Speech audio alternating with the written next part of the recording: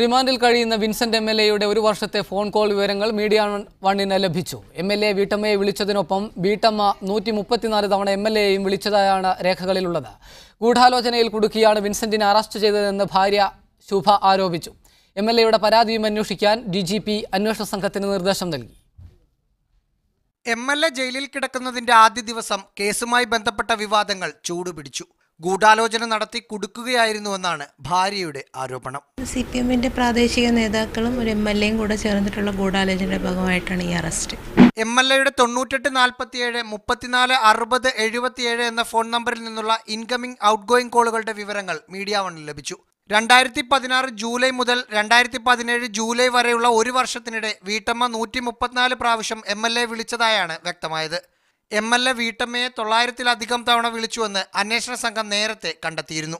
എം.എൽ.എയെ സഹായിക്കാൻ തന്റെ സഹോദരി ആവശ്യപ്പെട്ടുവെന്ന് വീട്ടമ്മ മൊഴി നൽകിയതിനെ തുടർന്ന് പരാതിക്കാരിയുടെ സഹോദരിയുടെ മൊഴി അന്വേഷണ സംഘം രേഖപ്പെടുത്തി.